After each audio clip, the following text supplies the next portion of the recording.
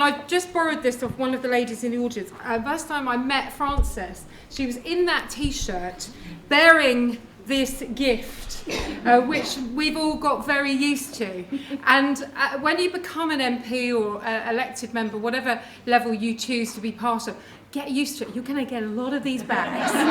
But this one really matters. And as Frances said, I'm the 380th woman elected to Parliament out of that number. And it's an incredible honour and privilege to do the role. Why do we want more women, and why do we want to ask them to stand? Well, I was the chair of the Conservative Women's Organisation in the South East before this, 84 constituencies, supporting people to come forward as councillors, as MPs, as PCCs. And very often women just need to wait to be asked. They want to be ready. And I'm going to tell you now, ladies who want to do this job, you will never be ready. This is the most dysfunctional and weird office you'll ever be part of. But boy, do we need you to be part of it. And since I've been there, whether it's supporting women in sport, the Ivory Act, making sure we're supporting women going through the menopause, helping women into employment, 2 million more women in work since 2010, really important. And then if you stand and you put your name on the ballot, you can win, and you can end up with one of these folders to constantly look after and preciously guard, because it's basically like having your own computer of what's going on. But it's incredible. And what happened to me is that I went and complained about a local play park which wasn't good enough for local families. And I went and I got co-opted onto a parish council. And then I stood in 3 parish councils and a town council and a district council. And then I have been elected twice as an MP in 2 different seats and married once. And I would certainly say I will definitely tell you what I'm quite happy to do several times. And sometimes not to do. But the point is, it's where you start. You will not feel ready. And it's don't think there's a magic moment, because men don't. Generally they wake up and go, I'm born to do this. And we wait to be told that we're ready for it. So ask that person to stand. Give them that support and mentoring that I had and that I will continue to give to other people. I don't care who you stand for, what you do, just come and be part of it. Shape how our politics is done and how we work together, and you'll never regret it. Thank you. And it's so good to see you and so many incredible women in this room. It really is, and a few brilliant male allies as well. So really, really good to have you all gathered together. And I think that call for a 50-50 Parliament, we all know that it's more important than ever now, I think. And, you know, obviously we're here from different parties. I know that we all agree on that. In fact, what you find quite often is that us women tend to just get on with it, actually, a lot of the time, rather than having pointless arguments about things. We just want to change the world, and we're in a hurry to change the world, and we're going to do that together.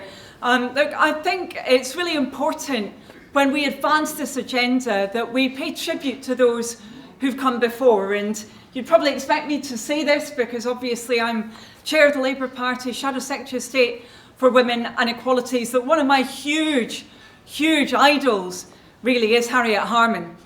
And of course Harriet was the first female leader of the Labour Party. She's the mother of the House.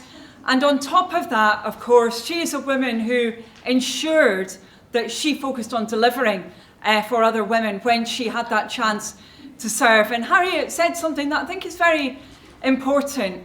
She said that, you know, of course, men, when they're feminists, of course they can change things ultimately for women if they're in government or if they're MPs. But she said there are some things that only women MPs can do. And I think that's true. We do need to have that substantive representation. We need to have more women in Parliament, because if you don't have those women in Parliament, so often you won't have those voices pointing out that childcare is far too expensive and so many grandmums and mums are not able to work, not because they don't want to, but because the childcare isn't there. If you don't have women in Parliament, you won't have those voices always arguing for flexibility that works for women in the workplace, arguing for action against sexual harassment in the workplace, because it will have been experienced differently, still experienced, but experienced differently often by men. And if you don't have women in Parliament, you won't have those voices of women who have experienced domestic violence or who know that their sisters, their daughters, their friends have, and pushing for that change that we desperately need to see. And of course, if you don't have women in Parliament, you probably also wouldn't know that gynae waits are the worst waits in the NHS at the moment, the longest, where there's the biggest issues around access, and also where we've got so many extra inequalities on top, especially for Black and Asian women. So we need those women's voices. And as I said, we're in a hurry. You know, of course, I'm pleased that the Labour Party now has achieved parity. So we've got as many women MPs now as we have in the population. But that's not enough. We need to do more. We need to make sure that women are coming right through the Labour Party, through other parties as well. We've said that we'd switch on Section 106 in the Equality Act so that every party has got to report on the diversity of its candidates, so we can really see where progress is being made or where it might not be being made, and so that we can change things for the better. But above all, we have got to be saying to our sisters, have you ever thought about standing? And it was really interesting what Mims said there, because I stood for my first elected office as a member of the European Parliament, because I was asked by a friend, he said, oh, we've got to find someone from Oxford. All these people, I feel terrible saying this because I know that there's a lovely woman here from Milton Keynes. He said, there's all these people from Milton Keynes who are putting themselves forward for the list for the European Parliament. Have you thought about doing it? And I thought, oh no, I don't know anything very much about European politics. I'm not sure about this. And I was pregnant. And I thought, can I really deal with this while having a child? Well, actually, I could deal with it because my party supported me and other people supported me, including from other parties, actually, as well. And if I hadn't been asked, I would never have done it. So I know that you've all responded to that call, and now we've got to get out there and make that call of our other sisters as well. So thank you ever so much for all the work you do to that. Good evening, everybody. It's fantastic to be here. What was I doing 10 years ago? 10 years ago, I was contemplating going back to work, having left my job as a police officer in 2011 and taken a career break to look after my small children. And it was a pretty daunting place to be, trying to get back into employment, particularly because at that point my husband was working away. So the list of demands that I had in a job was really quite challenging. And I went on into work in military resettlement, and then in 2015 I joined the Liberal Democrats, crying at Nick Clegg on the telly is always the answer that I give. And if you had said to me in 2015, within 5 years you will be an MP in Parliament for the party you have just joined, well, I would have taken a bet, and I would have lost that bet, clearly. So what I would say is I would never have thought about being a candidate if I hadn't been asked to stand. And the person that asked me to stand is my MSP constituency colleague, Willie Rennie. Now, when he asked me to stand in 2017, North East Fife, the seat that I went on to win in 2019, was an all-women shortlist for my party. And I do like to think, and I tease him about this now, would you have asked me, would you have approached me if that seat hadn't been an all-women shortlist? And he's never quite given me a straight answer. So typical politician. But although I wasn't selected in 2017, the work that I did then enabled me to be selected in 2018 and then go on to win the seat. And that made me the first woman to be elected in North East Fife, either at Holyrood or Westminster. And that's quite depressing. Just last week, I visited one of the primary schools in my constituency, and some of the questions came thick and fast. You know, do you like Rishi Sunak? Have you seen Boris Johnson up close? But when I asked them a question in terms of how many people do you think I have working for me, I'd love to have had 160, which was one of the answers. But the other thing I asked them was, women have been able to become MPs for 100 years, and there are 650 MPs in Parliament at any one time. How many are women? And the fact that I told them that they were guessing things like 2,000 and 800 and things, but to tell them that all the women ever elected in the last 100 years would not fit into Parliament. One parliamentary session is something that we need to change, and that we need to change drastically. When I go back 10 years ago and I think about the challenges I was facing going back into the workplace, those challenges, as outlined in the Scottish Widows Report, haven't really changed. But I think the conversations that we're having about them have, because of the number of women that we now have in places that are elected. Sometimes, and I'm always very conscious of using the word luck when I talk in a room full of women, because I'm sure men never think about their luck. But sometimes it is about luck and what you do with it. And what I was successful in doing in the last session of Parliament was being successful in the Private Members Bill ballot and delivering a bill to give unpaid carers an employment right for the first time. Because that is a challenge for society as well as for women. And unless we start thinking about it as a societal thing, we'll never make the change. So if you're thinking about it, do it. I remember going to a training session with my party, which was just about thinking about being a candidate. And right at the top of the target seat list was North East Fife. And I spoke to the trainer afterwards, and he said, what seat are you thinking about? And I was like, well, I'm maybe thinking about North East Fife. And he just turned around and looked at me and said, are you off your head? As in, you live within 20 minutes of the most marginal seat in the UK. Why on earth are you only thinking about it? Get on and do it.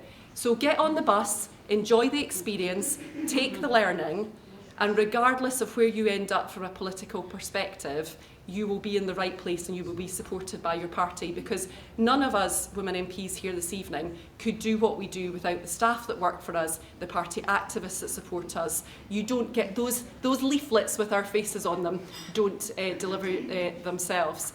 And my final bit is I think this is the best job I've ever had, and I think that if you don't think that, you should question why you're doing it. But the variety that it provides, the stimulus that it provides, sometimes the really difficult times that it provides as well, it's just an absolute privilege. And I spent this evening, about 2 hours ago, with my husband and my son, trying to join my son's online parents' night. And unsurprisingly, the IT failed. So my husband had joined, I tried to join, it kicked him out, and then my IT collapsed in Parliament. What a surprise. And so then I got a message from my son saying, Mum, don't try to join, we'll get you later. And I messaged, said, no, I want to join. This is your higher year, I want to do that. So we ended up, the way we set it up for the next session was that I was literally just listening in the mobile when they had the conversation. So what that means is the teachers probably didn't know I was listening in, and it did make me think, how many just dads are on a parents' night tonight? My father came to one parents' night and he came back and said, I think you should drop French. But, if we believe in equality, we've got to live it as well. It is just as important that my husband is doing the stuff that's seen as female in terms of being the lead parent, the default parent. I mean, he still doesn't know their shoe sizes, but it's really, really important. And so you just have to, frankly, embrace that guilt, because if you don't, it will stop you. So embrace it, get on the bus, see where it takes you, and hopefully we'll maybe see some of you joining us in Parliament before too long. Thank you. I am the MP for East Renfrewshire. I am an SNP MP, and I can tell you that across East Renfrewshire right now there are young women wandering about with their 50-50 bags. Don't say that she doesn't know how to get the message out. They've got their 50-50 t-shirts on. I went to one of the local high schools for the event that I'd originally been in touch with Frances about, and gave out a number of these things, and I went back the next day for a different school event, and there was one of the students wearing the 50-50 t-shirt. So I don't know what you're doing, but it seems to be having an impact already. But in all seriousness, I am number 404.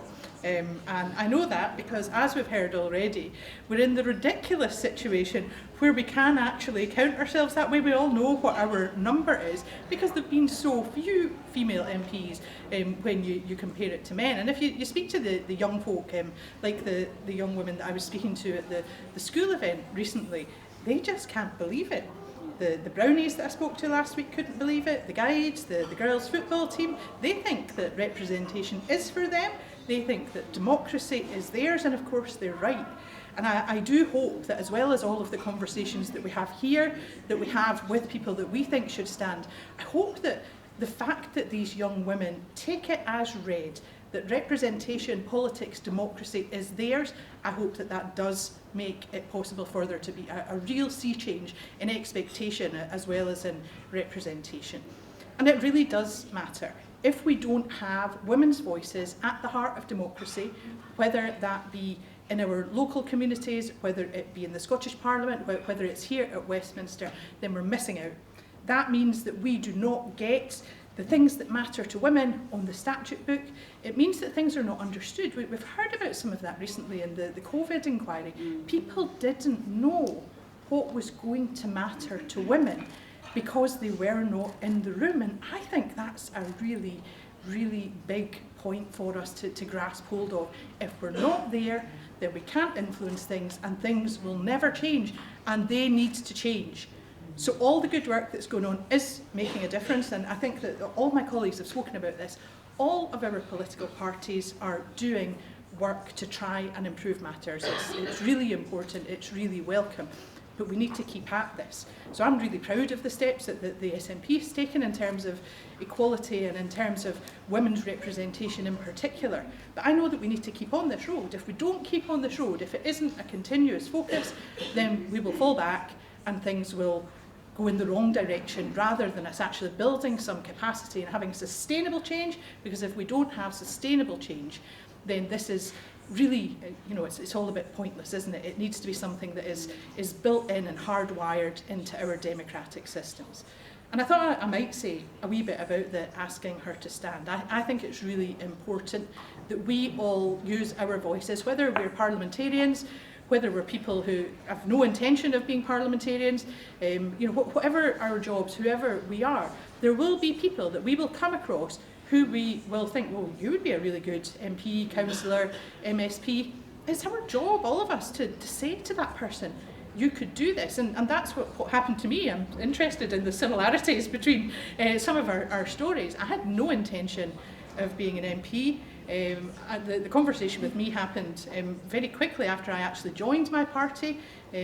Somebody took me aside when we were having conversations about who's going to be our candidate. We feel like we need a strong candidate here, and someone took me aside and said, well, we think it should be you.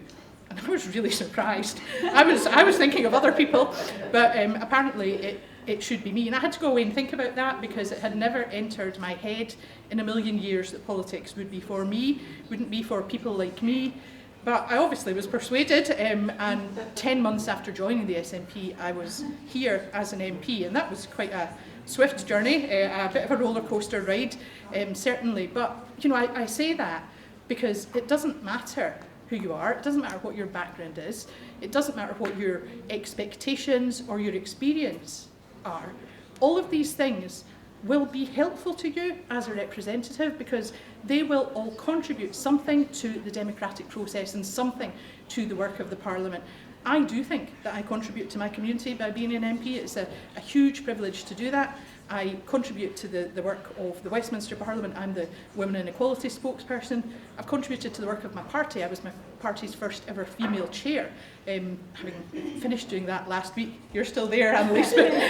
But these things are really important. It's important that we're represented in all of these different places, because that is the way that we can influence change. So I think it's really important that we come here today. I think it's fantastic the work that Scottish Widows are doing. I think that's very influential and really will help us as we go forward to drive towards equality, which will improve everyone's lives. So if you're thinking, that's not for me, I'm here today to tell you, yes it is, yes it absolutely is, and I'm asking you to stand. So thank you very much.